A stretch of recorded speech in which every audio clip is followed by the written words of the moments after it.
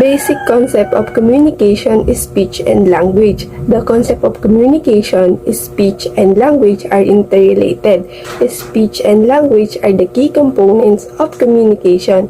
Basically, communication takes place when both the sender and the receiver of the message use common speech pattern and language. Difficulties in speech production and lack of language skills interfere with effective communication. Nevertheless, these concepts have their respective definition, description, and uses. Communication. Communication is the exchange of information, ideas, needs, and desires between two or more persons. It is an interactive process where there is, number 1, the intention to send a message, number 2, a sender who encodes and expresses the message, number 3, a receiver who decodes and responds to the message, and number 4, a shared means of communication.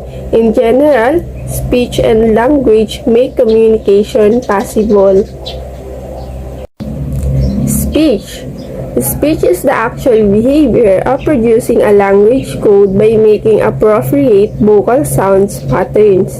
Hubel 1985, cited in Hayward 2003. It is the neuromuscular act of producing sounds that are used in language, while the eye is the specific organ for vision and the ear for audition. There is not one specific organ for speech. Instead, the parts of the speech organs are borrowed from the respiratory system and the digestive system. It illustrates the anatomy of speech mechanism. Adenoids are glands located above the roof of the mouth, behind the nose. They look like small lumps of tissue. Palate. The front portion is called bony, hard palate, and the back portion is called muscular, soft palate. Uvula. The soft fluff of tissue that hangs down at the back of the mouth, at the edge of the soft palate.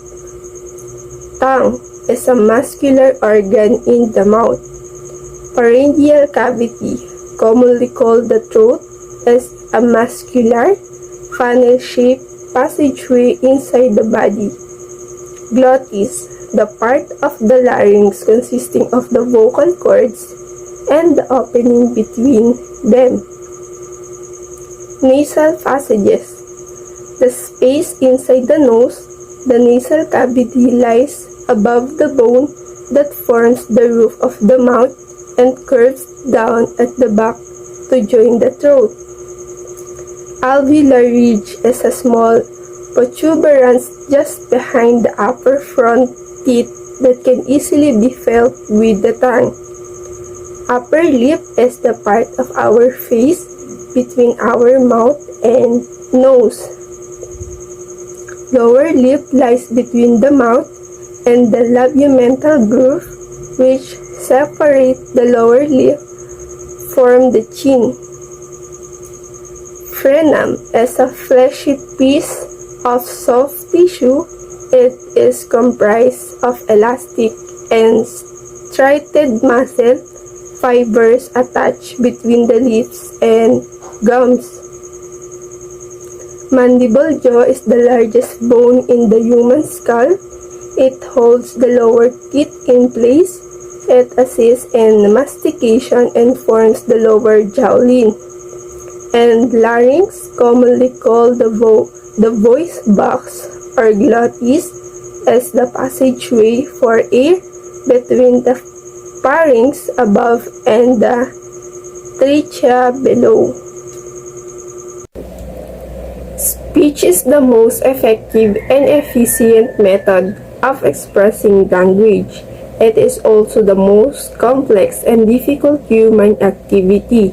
The other ways of expressing language are gestures, manual signing, pictures, and written symbols.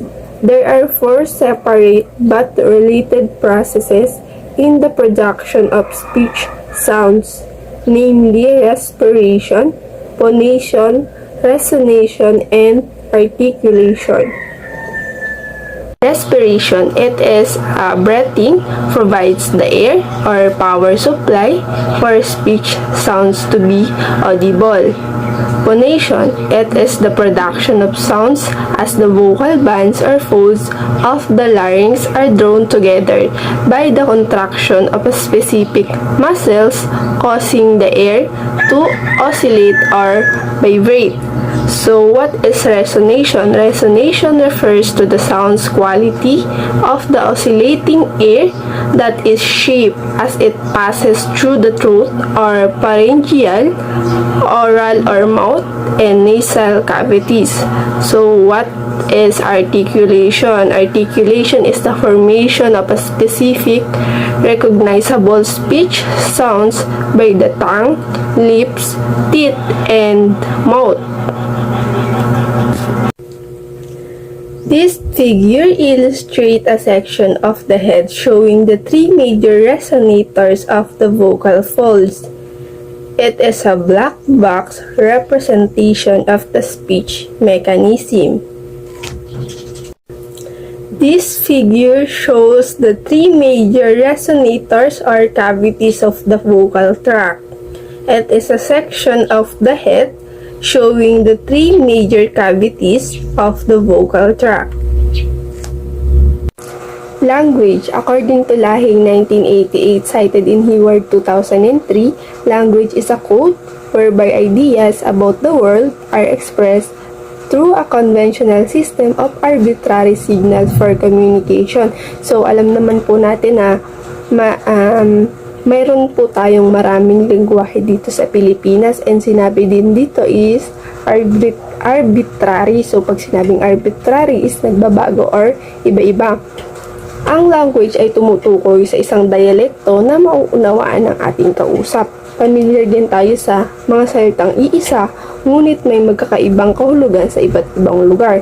Example is ang salitang gamot sa Filipino, tamabal sa Cebuano, bulong sa Hiligaynon, at agos naman sa Ilocano.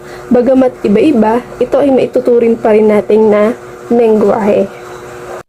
We have 5 dimensions of language: phonology, morphology, syntax, semantics, and pragmatics. Let us first define what phonology is. Phonology refers to the linguistic rules governing a language sound system. The English language uses approximately 45 different sounds elements called phonemes.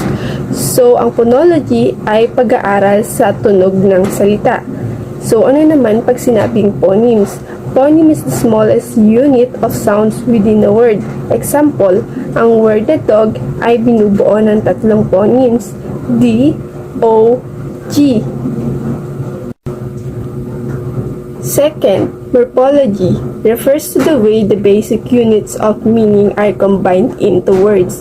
A morpheme is the smallest element of a language that carries meaning. Example, ang word na basket and ball ay may 1 morpheme each, while the word basketball has 2 morphemes. Next, syntax. Syntax is the system of rules governing the meaningful arrangement of words into sentence. Ito naman ay tumutukoy sa pag-aaral ng struktura ng mga pangungusap, pagsasama-sama ng mga salita para makabuo ng mga parirala o makabuluhang pangungusap. Semantics is a system of rules that relate phonology and syntax to the meaning. Semantics describe how people use language to convey meaning. The language model refers to the semantics as the content of the language that allow its expression and understanding. Pragmatics is a set of rules governing how language is used. Ito ay tumutukoy sa relasyon sa pagitan ng wika at ng tao na gumagamit ng wika. Ito ay pag-aaral kung paano maiimpluwensyahan ng konteksto ang paraan ng paghahatid ng impormasyon ng mga pangungusap. Example, kausap mo ang iyong kaibigan, maaari mong sabihin na, "Hoy bes, kamusta ka?" Ngunit kung kausap mo ay isang professor, hindi mo ito pwedeng sabihin, bagkus mag-iisip ka ng mas angkop na salita para sa iyong kausap. Milestone in language development. The milestone is a normal language development from birth to 5 years, per Angelo 1998. It is helpful to know how infants, toddlers, and children acquire language as they matured. A 6-month-old baby coos with facial expression and gross body movements in response to an adult's stimulation. Birth to 6 months, dito nagsisimula yung communication nila is yung pag-iyak. It shows nagugutom sila, pagod, or kaya basa yung diaper nila. Then nakakagawa na rin sila ng mga iba't ibang tunog. 6 to 12 months, yung voice ng mga baby dito ay nagsastart na tumaas. Nagsisimula na rin nilang maunawaan ang ilang mga salita. And yung mga bata is nakakagawa na sila ng mga action pag kinakausap or tinatanong natin sila. Then, nauulit din ng mga bata yung sinasabi ng iba or nagagaya nila. 12 to 18 months, dito naman yung mga baby is natututo na magbigkas ng ilang mga salita na may angkop na kahulugan. Nasasabi rin ng mga babies ang gusto nila sa pamamagitan ng pagtuturo. Sumusunod na rin sila sa mga simpleng utos ng mga magulang. 18 to 24 months, dito natututo na yung mga bata na pagsama-samahin yung mga salita. Natututo na rin sila na bumuo ng mga salita sa maikling pangungusap. 2 to 3 years old, sa gantong edad may ilang bata na diretso na magsalita, nag-uumpisa na sila magtanong or nagiging palatanong na sila. Natututo na rin sila na sumali sa mga pag-uusap and nakakakilala na sila ng mga colors. 3 to 4 years old, dito sa edad na to, nagsisimula na yung mga bata na magsalita ng mabilis and nakakagawa na rin sila ng mas mahahabang pangungusap. 4 to 5 years old, sa gantong edad, ang mga bata ay may bokabularyo na higit sa 1,500 words. And natutukoy na rin ng mga bata ang mga salita at nabibigyan na rin nila ito ng kahulugan. Nakakabigkas na rin ng mga bata ng mga tula at natututo na rin kumanta. Can speech exist without language? The answer is yes. In the case of infants who communicate their feelings of discomfort and hunger through crying and satisfaction through smiling, cooing, gargling, and babbling. Cooing produces a speech sound that resembles sounds that adults make. Ngayon, baligtarin naman natin yung tanong, can language exist without speech? So, the answer is also yes. You can have language without having speech. American Sign Language or ASL is its own language. It is not just a gesture form of American English. It has its own set of rules to govern how it is used, its own symbols, syntax, pragmatics, and etc. The common speech and language disorders are characterized by difficulty in understanding language and limited ability in choosing appropriate words and combining into correct sentences. Speech and language disorders affect cognitive development and learning, emotional development, social interaction, and job opportunities. Speech disorders. Speech is abnormal when it deviates so far from the speech of other people let it call attention to itself, interferes with communication, or causes the speaker or his listener to feel distressed by Van Rieper 1984, cited in Hayward 2003. And Perkins 1977 defines speech impairment as unintelligible abuses the speech mechanism or culturally or personally unsatisfactory. So, pag sinabing speech disorder is ito yung tumutukoy sa isang tao na may kahinaan or nahihirapan in terms of delivering message. There are many possible causes of speech disorders, such as paghina ng kalamnan, pinsala sa utak, degenerative disease, autism, at pagkawala ng pandinig. Pag sinabing degenerative disease, ito yung sakit kung saan ang paggana ng mga affected tissues or organs ay nagbabago ng mas malala sa paglipas ng panahon. Halimbawa nito ay ang osteoporosis at Alzheimer's. Any deviation in the condition of the breathing and voice-producing mechanism, including the integrity of the mouth and oral cavity, can cause speech disorders. There are speech-related problems that cause ineffective communication, like problems in voice, articulation, and fluency. So, what is voice disorders? Voice disorders are deviation in tonation such as in pitch, too high or too low, frequency, too loud or too soft, and quality, pleasant or irritating to the ears. So, pag sinabi namang voice disorders, ito yung hindi consistent yung boses. Halimbawa, nagsasalita ka, bigla ka nalang mapapaos kahit hindi mo naman ito sinasadya. Hindi natin kontrolado ang boses na lumalabas sa ating bibig. Example nga nito ay yung phonation disorders, breathiness, hoarseness, hypernasality, and hyponasality.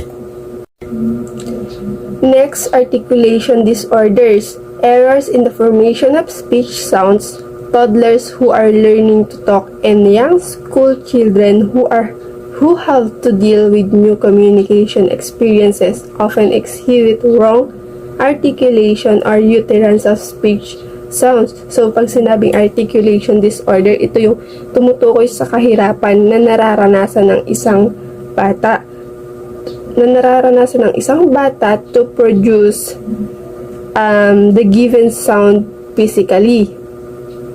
Dahil dito, nagagawa ng mga bata na magdagdag, magbawas, or magpalit ng salita based on the sentence. Halimbawa ng sentence is, I want a blue lollipop. So, dahil ang bata ay mayroong articulation disorders, nagiging I want a blue lollipop na mahirap unawain ng kanyang kausap. There are 4 basic errors of articulation. These are best remembered as the acronym SODA. S for substitution, O for omission, D for distortion, and A for addition. So what is substitution? Substitution occurs when a sound is substitute for one they cannot make yet. Example, whip for lip. And omission occurs when a sound is left out that is too hard. Example, C for sin. And distortion occurs when the sound is not left out or substitute but does not sound right. Example, salt for salt. And addition occurs when an extra sound is added. Example, brown for brown. Fluency disorders interrupt the natural, smooth flow of speech with inappropriate pauses, hesitation, or repetition. So kapag sinabing fluency disorders, dito naman ay mapapansin natin na hindi dire-diretso ang pagsasalita ng bata. May time na magpo-pause or paulit-ulit, bagamat alam niya ang sasabihin pero hindi niya ito maituloy or masabi. Cluttering and stuttering are example of fluency disorders. So pag sinabing cluttering, ito yung mabilis na pananalita na may mga dagdag na tunog at maling pagbigkas ng mga tunog na nagiging sanhi ng magulo at hindi maintindihan na pagsasalita. And pag sinabing stuttering or tinatawag ding stammering or childhood onset fluency disorder, ang pagkautal. Ang pagkautal ay karaniwang nagaganap 3 to 5 years old. Common ito among males than females, more frequently among twins. We are now going to discuss physical disabilities, but first, let us know what is the meaning of it. When we say physical disabilities, these are the impairments that are temporary or permanent. It mainly affects the bones and the muscle system of the human body that makes mobility or movements and manual dexterity, the use of hands to do small movements, difficult or either impossible. It can also cause deformities or the appearance of a certain body part or affected body part were not in normal size or shape, and the absence of body organs and system necessary for mobility. It also affects the nervous system of the physical disabled person that makes mobility awkward or uncoordinated. And we have two distinct or separate types of physical disabilities. The first one is the orthopedic impairments, and the second one is the neurological impairments. So let's focus first in the orthopedic impairments. When we say orthopedic impairments, it affects the bones, joints, limbs, and associated muscles of the skeletal system. It can be caused by many different factors, including the genetic abnormalities, injuries caused by any accidents, or by other disorders too. Let us now move on in the examples of orthopedic impairments. The first one is the poliomyelitis or the infantile paralysis. It is caused by the well-known poliovirus. The second one is the osteomyelitis or the tuberculosis of the bones and spine. If there is an infection to any body parts or in certain body parts and it reaches the bones, osteomyelitis might appear. And the third one is the bone fracture or the breakage in the continuity of the bone. If there is a strong force that the bone can bear caused by any accidents, the bone will surely break. The fourth one is the muscular dystrophy. It is a group of long-term diseases that progressively or continuously weakens, deteriorates, worsen, and wastes away muscles of the body. So this disease is unusually fatal, and the infant is normal at birth, but at the age of 2 to 6 years old, their muscles begin to weaken. Their calf muscles appears unusually large because the degenerated muscles has been replaced by fatty tissues. And by the age of 10 to 14, the child loses its ability to walk. Additionally, the small muscles of the hand and fingers were usually the last to weaken and deteriorate. Next to the line is the osteogenesis imperfecta. It is a rare inherited condition marked by extremely brittle bones. So the skeletal system of the body does not grow normally and the bones can easily be fractured. But as the child matures, their bones may become less brittle and does not need more attention. Children with this condition were too fragile and may be able to walk with the help of braces, crutches, and other protective equipment. And let's now move on to the limb deficiency. It is the partial loss or absence of an arm or leg. So the children with limb deficiency faces various issues and difficulties in their life, like difficulties with normal development of motor skills, need assistance in their daily activities, like their self-care, right? Limitations to certain movements, and sometimes potential emotional and social issues. We know that they are mostly the target by those bullies in schools if they go to school. So they use the Greek word eplegia, which means to strike, and use it to combine with the affected limb to describe the condition. So like this one, it is the quadriplegia. So from the word quadri, which means four, so both arms and legs were affected. In paraplegia, the motor impairments were on the legs only. And in hemiplegia, from the first word hemi, which means half, so there is only one side of the body that is affected by the condition. Next is the diplegia. In this case, there is the major involvement of the legs and less severe in the arms. And in monoplegia, from the first word mono, which means one, so there is only one limb affected. Triplegia, tri means three, so there are three limbs that is affected by the condition. Lastly is the double hemiplegia, so this is the major involvement of arms and less involvement of the legs. So overall, orthopedic and neurological impairments have close relationship. For example, the child can't move his arms or legs because there is a problem or damage on his central nervous system. He might also develop other disorders in his bones and muscles. An infant may be born with congenital limb deficiency. So maybe something happened while the mother is carrying the baby. On the other hand, acquired limb deficiency is the result from the amputation of the arms or legs due to disease or accidents that require surgery. The prosthesis or artificial limb is usually used to replace the lost limb to sustain balance and to create normal appearance. They can also use wheelchairs, braces, and crutches.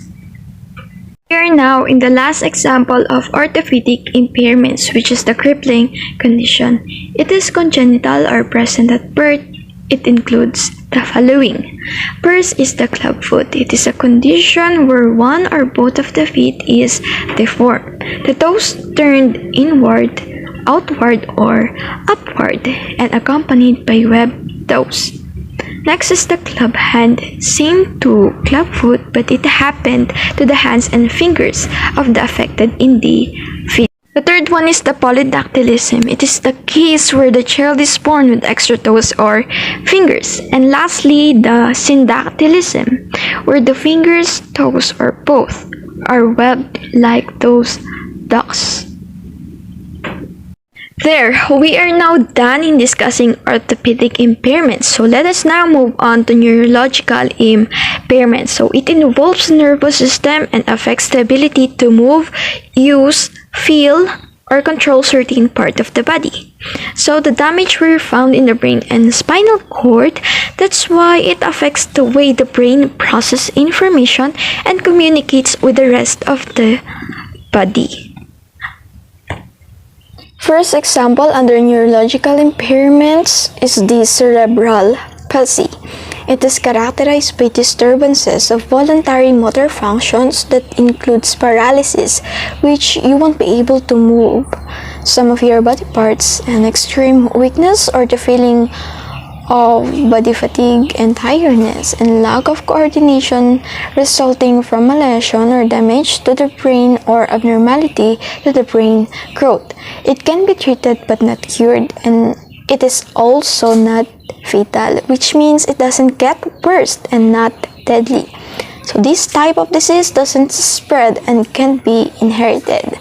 There are varied causes of these impairments but not clearly known. It is often attributed to the occurrence of accidents, injuries, or illness that happen during prenatal, which is before birth, perinatal, which is the birth time is nearing, and postnatal, which is after the birth. Children with cerebral palsy only have a little or sometimes no control at all over their arms, legs, or in their speech.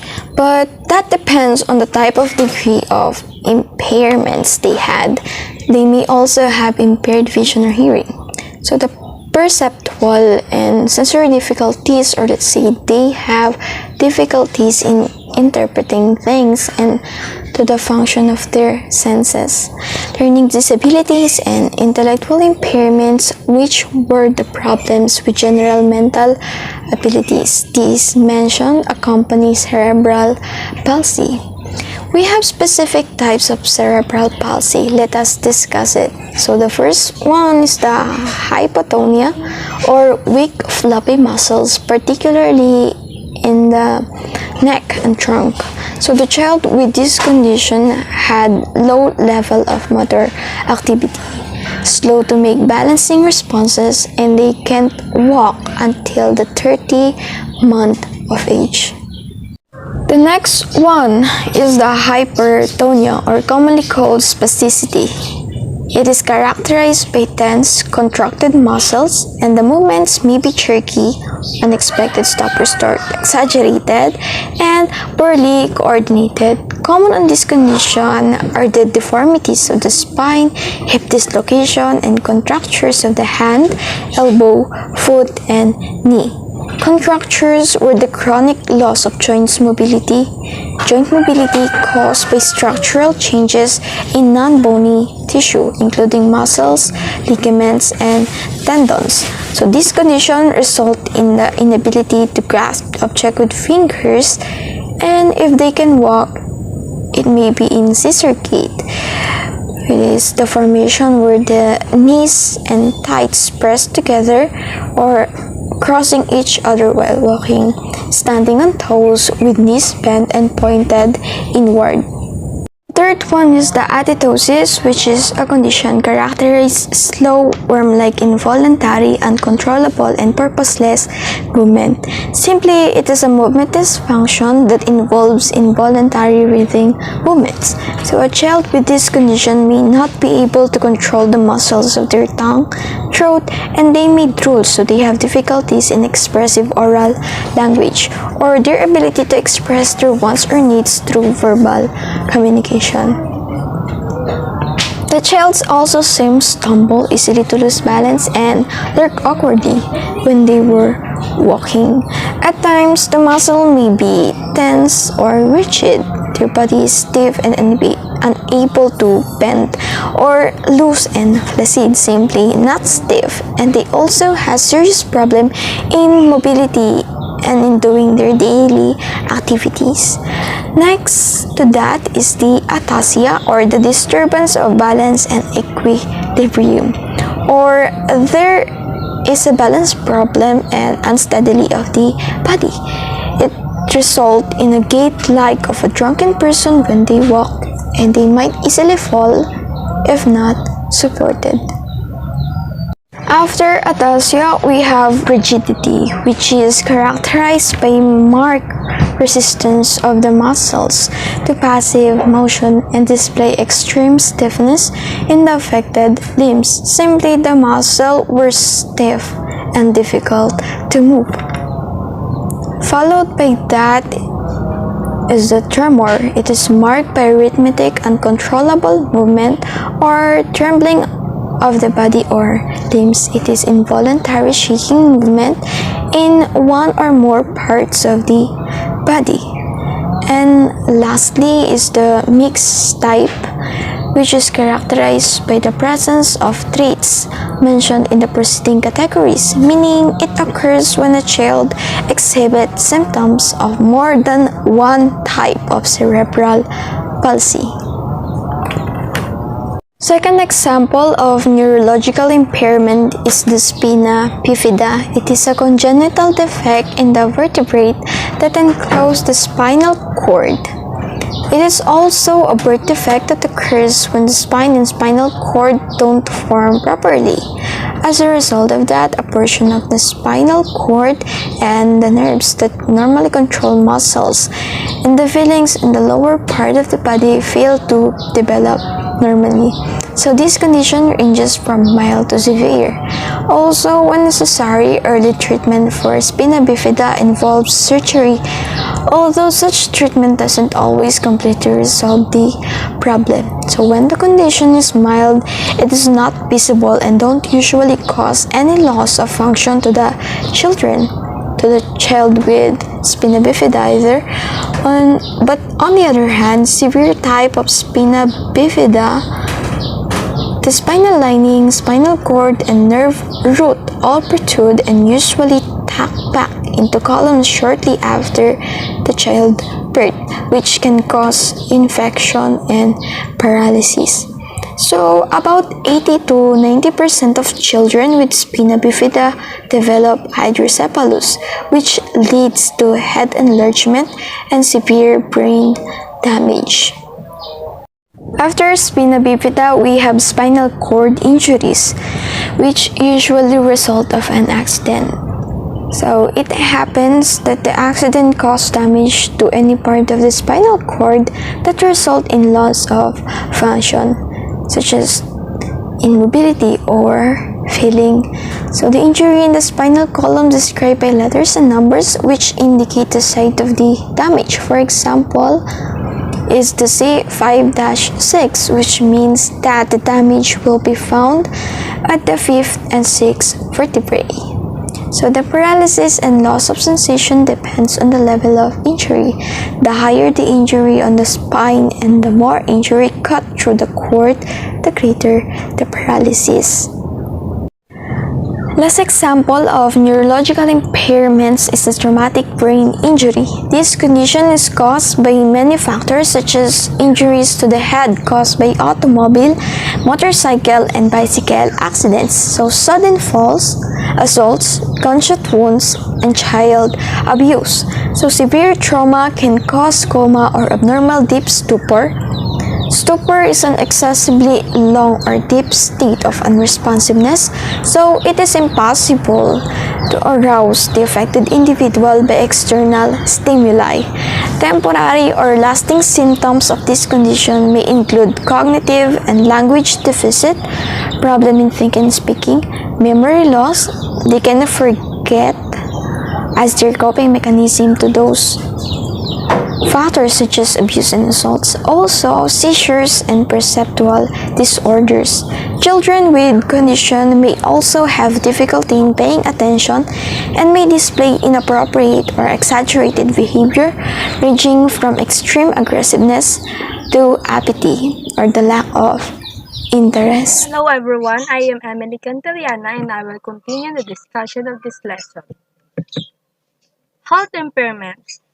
Health impairments of children are due to chronic or acute health problems that adversely affect their educational performance. These problems are present over a long period and tend to get better or disappear. Ang mga bata na may problema sa kalusugan ay hindi sila naka-confine sa isang ospital except kung inatake sila or mas lumala pa yung sakit nila. In many instances, health impairments could result to poor school performance and social acceptance, and their effects to the child is bad. Hence, it is important for teachers to be aware of these problems.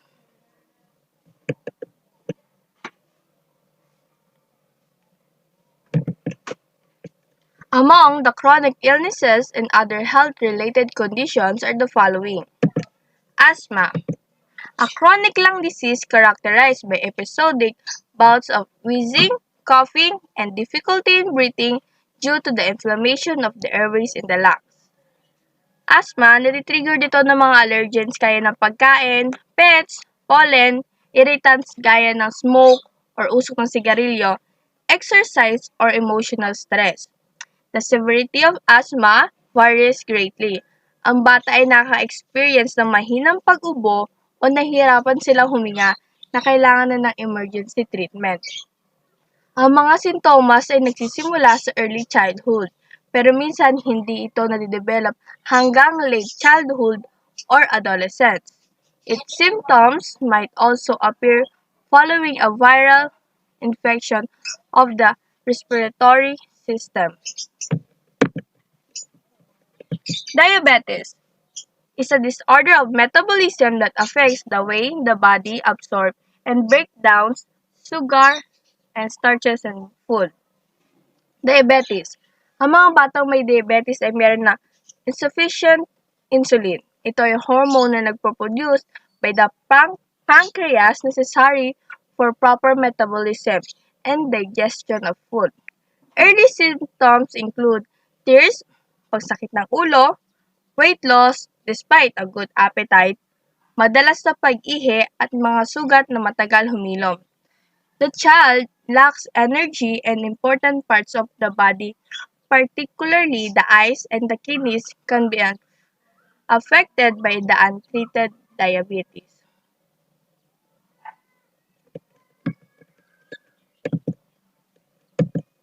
Epilepsy is a convulsive disorder commonly known as seizure,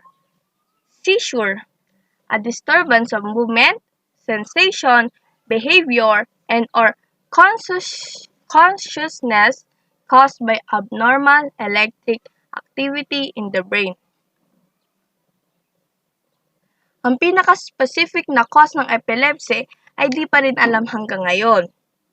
Pinapaniwalaan na kaya nag-seizure ang isang tao dahil may area sa kanyang utak na naging electrically unstable.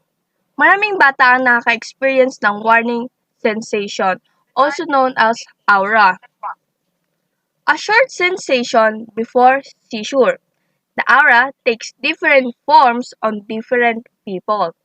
Distinctive feelings, sight, sound, taste, and even smells. The aura can be useful valve enabling the child to leave the class or group before the seizure occurs. There are several types of seizure, 3 of which are common. Here is the type of seizure. Generalized tonic-clonic seizure, formerly called grand mal, is the most conspicuous and serious type. Ang apektadong bata ay may unti or walang sintomas na magsiseizure ang bata. Ang muscles ay nagiging matigas, nahimatay ang bata at mahuhulog sa sahig. Ang buong katawan ay sobrang manginginig. Lalabas rin yung laway sa bibig nila. Yung leg and arms may jerk and the bladder and the bowels may be emptied. Pagkatapos ng 2 hanggang 3 minuto, hihina na yung panginginig. Hanggang sa mawala na yung panginginig nila at siya yung bata makakatulog or mawawala ng malay. Siya magiging hinang-hina rin siya. Ang ganitong seizure ay pwedeng mangyari ng ilang beses sa isang araw o di kaya isang beses sa isang taon at madalas ito nangyari tuwing umaga kaysa sa gabi. Ito yung most commonly na seizure na nakikita natin na nanginginig yung isang bata na hindi mapigilan. Hindi mapigilan yung pagninginig ng katawan niya. Second type of seizure is the absence seizure, previously known as petit mal. Is far less severe than the generalized tonic-clonic seizure, but may occur more frequently as often as 100 times per day in some children. Itong absence seizures naman is biglang mawawala yung consciousness ng bata. Tumatagal ito ng ilang segundo or kalahating minuto. Ang bata ay matutulala, flutter, of blink of his or her eyes, grow pale, or drop whatever he or she is holding. Madalas mapagkamalan ng teacher na nagde-daydream or hindi nakikinig yung bata. Ang bata ay di aware na nagsisisure and wala ring first aid na kailangan gawin dito. Isa sa mga examples ng absent seizures is yung narami nag-trending na baby na parang bigla na lang siyang natulala sa isang bagay at hindi gumagalaw yung mata niya, hindi rin siya gumagalaw. That is an example of absent seizure. May malay tayo pero yung consciousness natin mawawala. Like parang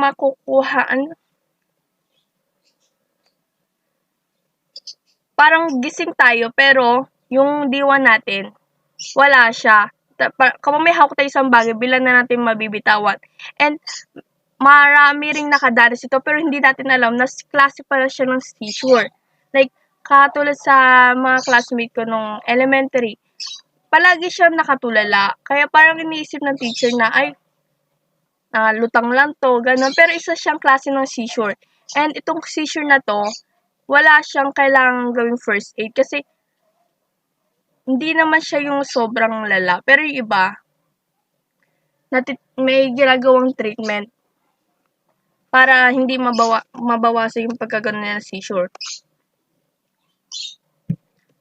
Partial seizure, which could be complex or simple. A complex partial seizure, also called a psychomotor seizure, may appear as a brief of inappropriate or purposeless activity. Partial seizure, sinasampal nila yung labi nila. Lakad sila ng lakad o di kaya sumisigaw sila. Mukhang conscious talaga sila sa ginagawa nila pero hindi talaga sila aware sa mga kinikilos nila. Tumatagal ito ng 2 hanggang 5 minuto. Katapos nun ay parang magiging amnesia na ang lahat. Di nila maalala yung mga ginagawa nila nung nagkaka-seizure sila. The simple partial seizure is characterized by sudden jerking motions with a loss of consciousness. Ito ay pwedeng mangyari kada linggo, buwan, o di kaya 1 o 2 beses sa loob ng isang taon. At naman sa partial seizure, may ginagawa yung tao. Pero pagkatapos nilang gawin yun, o di pagkatapos ng seizure nila, hindi nila maalala lang ginawa nila yun. For example, yung tao kinakausap mo, yung tao na yun parang hindi siya mapakali, o yan, naggagano siya ng ballpen niya, and then parang agawin mo attention niya, bilang hindi niya maalala na kinakausap mo pala siya, or ginagalaw niya yung ballpen niya. Ang pinagkaiba nila ay yung generalized tonic-clonic seizure is ito yung common. At yung nanginginig talaga yung katawan na talagang mahirap pigilan. Yung absence naman, may malay ka pero wala kang consciousness. Yung partial seizure naman, may ginagawa ka pero pagkatapos ng seizure na yun, makakalimutan mo yung mga pinaggagawa mo nung time na nag-seizure ka.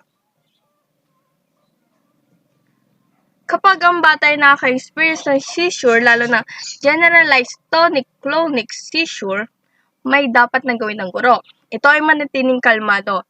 Siguraduhin na ang estudyante ay magiging okay pagkatapos ng ilang minuto. I-clear yung area palibot dun sa bata para hindi masaktan ang bata. Maglagay ng malambot at flat sa ulo ng bata para hindi mauntog ang bata. At huwag pigilan ang paggilos ng katawan ng bata. Dahan-dahang inggilid ng katawan ng bata para makahinga ito na maayos at makalabas yung laway. Huwag persahin buksan ang bibig ng bata. Huwag hawakan ng dila ng bata. Huwag rin maglagay ng kung ano-ano sa bibig ng bata. Kapag nawala na ang pangingilam ng bata, pabayaan mamahinga ang bata hanggang magkaroon siya ng malay. Breathing may be shallow during the seizure and may even stop briefly. In the unlikely event that the breathing does not begin again, check the child's airway for the obstruction and give artificial respiration. Hemophilia, a rare hereditary disorder in which the blood does not clot as quickly as it should.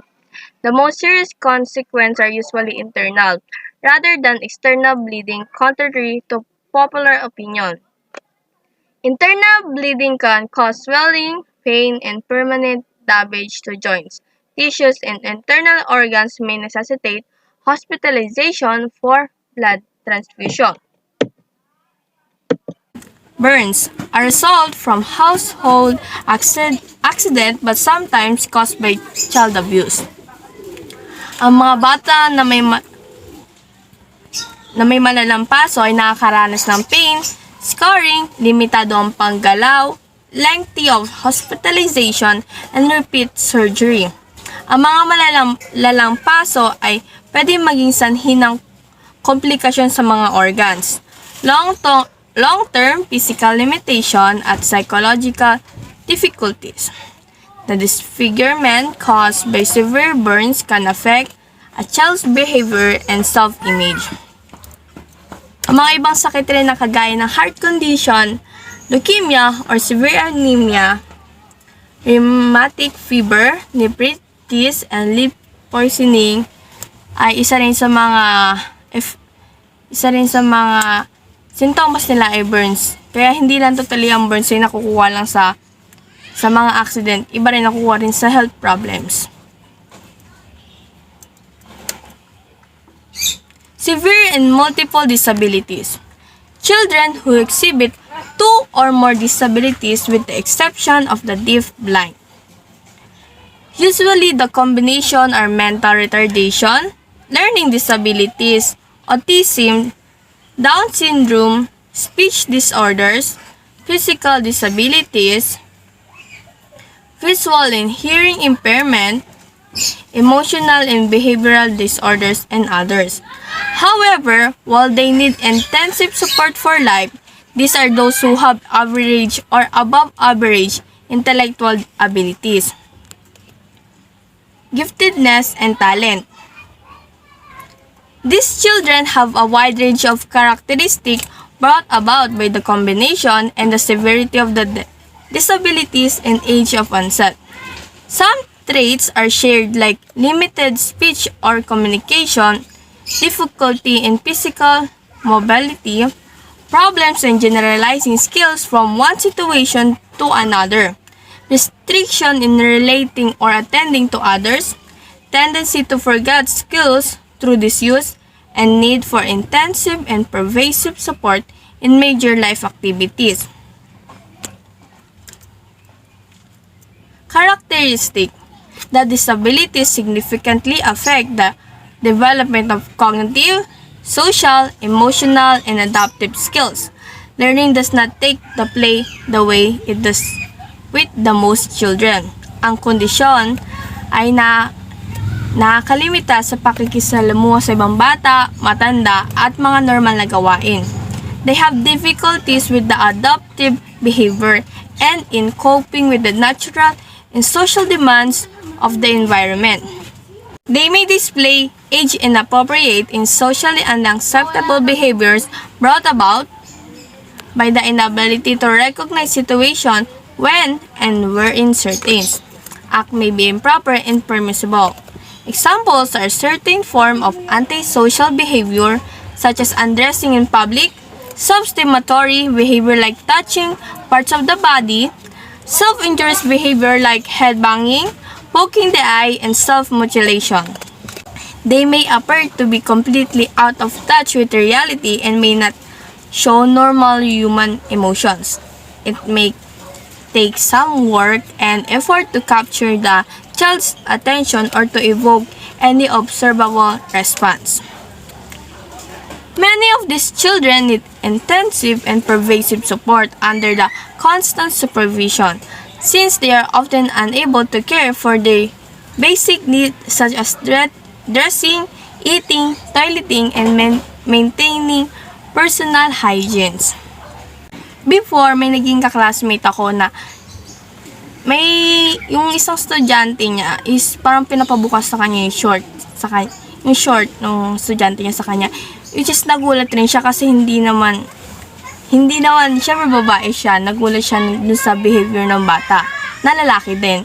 Kaya inexplain sa kanya nung special na teacher nila na normal lang yung kasi yung sa ibang mga bata parang hindi nila kaya na on their own na mag-CR. Minsan na raw nagpapasama para yung bata na mag-CR.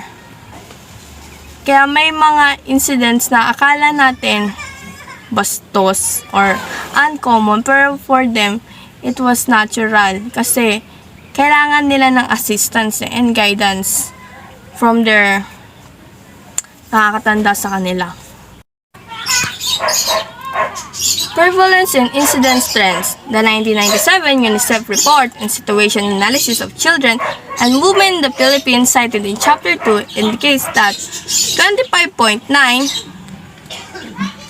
are without one or both arms or hands, while 16.4% are without one or both legs or feet. In the projected 80 million population, no other local data on prevalence and incidence estimates are available for those with health impairment and multiple disabilities. The special education enrollment on data of school year 2004-2005 shows that 10% of the students with disabilities have orthopedic impairments, while 2% are those with health problems. No enrollment data are available for children with severe disabilities.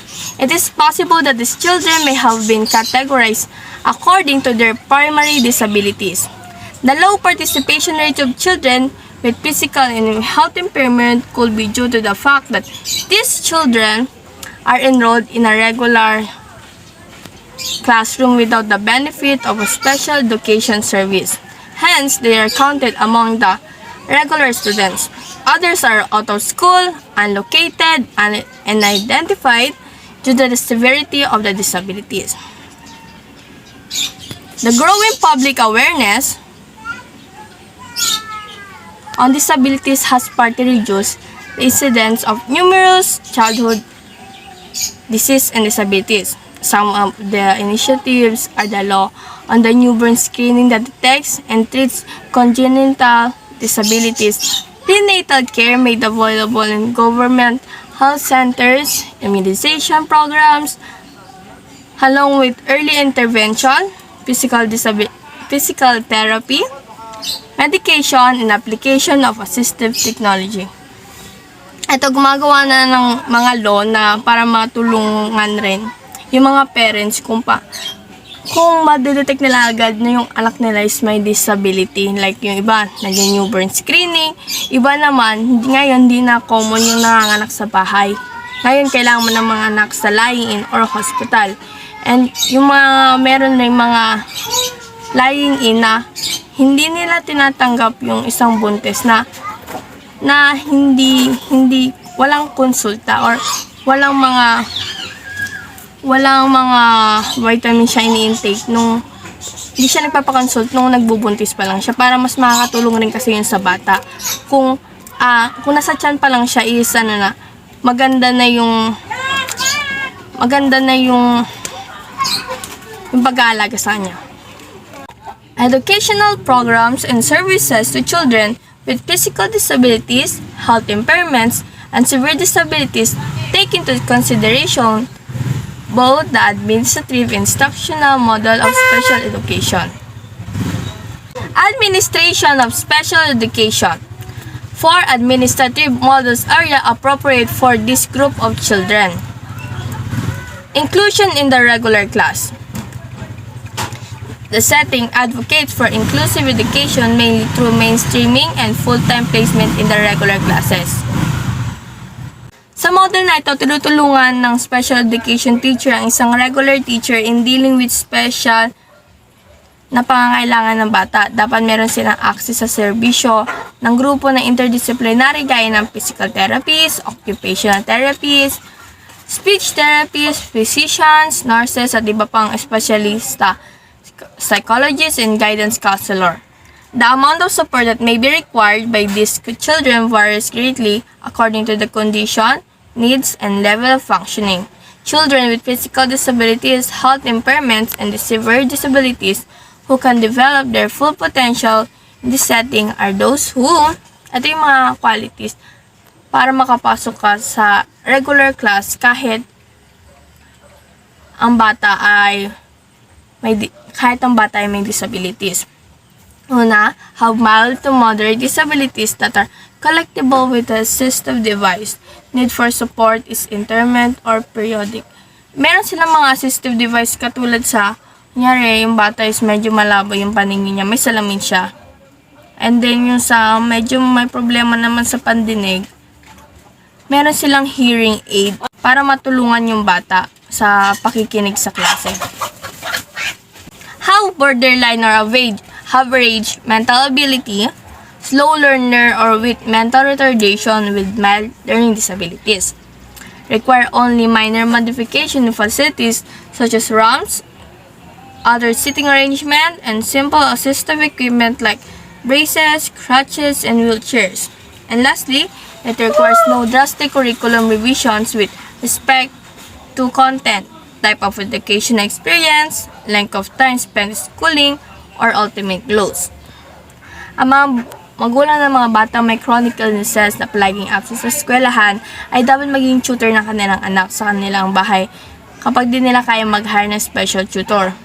Sa ganitong paraan ay ang bata ay makakasabay pa rin sa mga leksyon kahit wala siya sa mismong klase or wala siya sa loob ng room. An effective inclusive education program develop self-direction and independence as the student with disabilities attend to their schoolworks. Peer relationship and social development are enhanced by the cooperative class activities that allow the non-disabled students to recognize the abilities of their classmates with handicapping conditions. Research data show that with adequate support, service, and class modification made available, attending the same school and participating in the same activities with their non-disabled classmates greatly contribute to the social development of the children. Itong inclusion in the regular class, makakatulong siya sa mga estudyante para hindi nila ma-feel na may disability sila. Siyempre, mga kasama nila regular. Kaya kapag na-feel nila na nakakasabay sila, hindi nila ma-feel na gisagabal yung disabilities nila. Nakakatulong rin to sa pakikipag-socialize ng bata. Kasi mas marami siyang masosocialize na tao. Next is special class. Is composed of children with disabilities who do not meet criteria for the inclusion in the regular class. While the special education teacher handles the class, partial mainstreaming in regular class may be worked out. There may be more than one grade level in a special class. The class may be located in the special education center or special education resource room in the regular schools or special schools. Next is hospital-bound instruction. The special education programs of the hospital admits children with physical disabilities or chronic illnesses who cannot study in regular schools. The National Orthopedic Hospital, NOH, located in Quezon City, has a school for crippled children that offer educational services from the elementary to the secondary level. The Philippine General Hospital in Manila has a ward known as Silahis ng Kalusugan that caters to children who are suffering from chronic illnesses and disease. Atong hospital-bound instruction, ito is yun sa hospital na mismo sila nag-aaral. Wala na sila sa klase. Wala na sila sa loob ng room. Parang hospital na yung magiging isibing classroom nila. Homebound or home-based instructions. Children who have severe or multiple disabilities, mobility problems, or chronic illnesses are regularly visited by itinerant special education teachers in their home who provide instructions based on their needs and capabilities. In case a SPED teacher is not available, the parents can provide direct extension or hire a teacher to provide regular instructions. The knowledge and skills learned at home or in the hospital can be accredited through the Philippine Educational Placement PEPT of the Department of Education. Ato naman sa homebound or home-based, dito sa bahay na talaga sila nag-aaral. Wala sila sa room, wala rin sa hospital, sa bahay na. And minsan, pag may kaya yung parents, nagkukuha sila ng tutor. Or minsan, parents na lang. Now, models. Modification in the adaptation in the curriculum and strategies in teaching and evaluation of learning are introduced to suit the needs and condition of children with physical disabilities, health impairments, and severe disabilities. Individualized instruction model. The Individualized Educational Plan or IEP identifies the annual goals, short-term objectives, and weekly or daily instructional plan for specific children. Self-management skills are taught for self-regulation and competence in the adaptive skills. A structured curriculum is used and the academic subjects are learned through diagnostic and prescriptive teaching, task analysis, close monitoring of progress, and reinforcement through immediate feedback mechanism. Resource room model. Children who are mainstreamed in regular class go to the resource room for special instructions, tutorial, and mentoring activities. The resource room is the repository for instructional materials and reference that the children use in doing their homework and projects to comply with the requirements in the regular class. The resource room is used for meetings and with regular teachers, administrators, parents, and teachers. Non-disabled classmates go to the resource room to do work with the children with disabilities or simply to socialize with each other. Curriculum modification model. Changes are introduced in the regular curriculum to accommodate the special education needs of the children in a functional curriculum. The functional curriculum includes training on gross and fine motor skills, maximum use of vision, hearing, touch, and other working sensory modalities, receptive and expressive communication skills, functional academics and social skills. Active rather than passive learning is employed. Instructional variations model. A variety of suitable and effective instructional approaches are employed. Choices of instructional strategies are based on successful previous preference of the students, motivation style, individual learning style, and learning rate. Educational support services. Students with physical disabilities, health impairments, and severe disabilities need the service of an interdisciplinary team composed of the special and regular teachers and school administrators, parents, physical and occupational therapists, medical personnel, specialists, psychologists, and guidance counselor. The team addressed the medical, educational, therapeutic, vocational, and social needs of the student. The job description of the interdisciplinary team members are presented below. Physical therapist is primarily concerned with the planning and implementation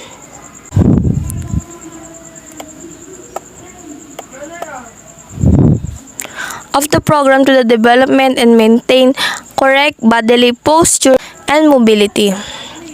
The program objective is to assist the child in use of muscles and locomotor functions to reduce pain, discomfort, or long-term physical damage. Ultimately, efficiency and independence in the use of motor skills and the development of muscular function is achieved. Massage and prescriptive exercise are used together with activities, proper sitting position, special positioning for toileting and feeding, use of special equipment, and play programs, and swimming that children with or without disabilities can enjoy together. Occupational therapists focus on the child's participation in activities that are useful in self-care, communication, recreation, employment, and other daily living skills. Specific training is given to motor behavior like drinking from a modified cup, buttoning clothes, tying shoes, pouring liquid, and other adaptive skills. These activities enhance the child's physical development and independence, vocational potential, and self-concept. Speech therapist deals with the remediation of all forms of speech, voice, hearing, and language problems caused by physical, mental, or psychological disorder. Physician nurses specialist appraises the current health status and the disability itself, provide treatment and recommend therapy services when needed. Prosthetists design and fit artificial limbs. Orthotists design and fit braces and other assistive device. Biomedical engineer develop or adapt assistive technology. Social worker assist students and family in their adjustment to the disabilities.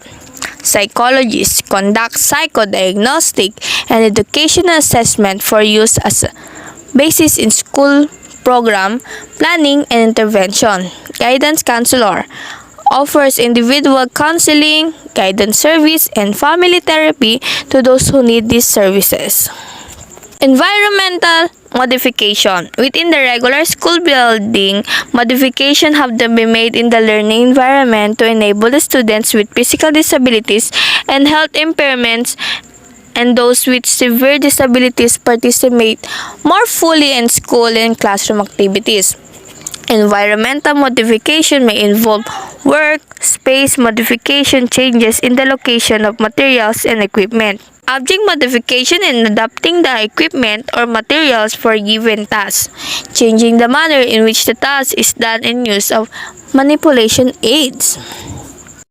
The most visible type of environmental modification is seen in buildings, offices, restaurants, hotels, and other service-oriented places that have been made accessible to persons with disabilities. Batas Pambansa Bilang 344, otherwise known as Accessibility Law, enacted in 1983, and Republic Act 7277 or the Magna Carta for Disabled Person, direct schools and institutions to provide barrier-free architecture which includes but not limited to sidewalks, ramps, handrails, parking spaces, toilets, and restroom facilities for persons with disabilities. The law provides that classes that have students with physical disabilities should be held in the ground floor as much as possible within the classroom. The problems of students with physical disabilities may be solved by simple procedures that require little or no cost at all, like the following. Modifying school furniture by changing desks and table tops to appropriate height for students who are very short or who use wheelchair. Ito most common, nagagawa na nato palagi kasi yung, for example, yung mga maliliit na bata, sila yung nasa harapan, yung malapit sa board. And yung matatangka, doon naman sa bandang likuran pa. And yung mga tao rin may wheelchair para hindi sila mahirapan sa pagpwesto. Kasi mas mahirapan sila kung sa likod pa sila pupwesto or uupo. And yung mga malalabo rin yung mata, mga medyo may problema yung pandinig, sa harapan sila pinapwesto para mas mabilis nila maintindihan yung lesson. Adjusting seats to turn to either side so that the child with braces can sit more easily. Providing footrest. Adding hind extension to the desk with a cutoff for the child who has poor sitting balance. Eliminating protruding paths over which the child might trip. Providing need-based assistance like taping paper to the desk para hindi lumipad yung mga papel. Kasi for example, yung student natin, naka-wheelchair siya, tsaka lumipad pa yung papel niya, mahirapan siyang kunin yun. Baka ma-aksidente pa siya lalo. Kaya mas maganda tinitape and mas para hindi rin pakalat-kalat yung mga gamit. Number 2, devising some means of keeping pencils, crayons, and other materials from rolling on the floor. May mga desk na ngayon na yung sa ilalim nila pwede mong lagyan ng mga gamit. Parang yung sa taas, takip. Sa ibaba, meron siyang lagayan. Kahit yung mga luma rin ng mga upuan. And meron na rin yung mga upuan ngayon parang meron siya, isa handrail siya sa bandang taas, meron siya may pauka. Para doon nilalagay yung mga ballpen para hindi mahulog. and di rin pakalat-kalat yung ibang gamit nila. Number 3, providing backrocks or mechanical page turners. Number 4, providing wooden pointer to indicate response on the board. Number 5, installing paper cup dispenser near water fountains for wheelchair users. Sa ibang bansa, iba parang meron silang water fountain, yung kailangan nilang tumayo para makainom doon or lumapit or yumuko para makainom kasi parang gripo siya. Dito sa Pilipinas, ewan ko lang kung meron pa ngayon, pero mostly ang ginagawa yung sa mga water dispenser. Yun ang ginagawa dito madalas sa Pilipinas. Pinaprovide na natin na yung mga bata na paper cup para hindi na nila kailangang tumayo, especially yung mga batang naka-wheelchair, para di na sila mahirapan kumuha pa ng tubig. And last, placing rubber mats over the slippery section of the floor. Madudulas talaga yung mga sahig sa school kasi madalas yan pina-floor wax para maging makintab. Pero kasabay ng pagkintab noon, magiging sobrang dulas siya, which is sobrang delikado kahit sa mga batang di-disabled. Pwedeng maka-cause ng accident. Kaya mahalaga na may mga rubber mats para hindi sila madulas. And hindi mabagok yung ulo nila.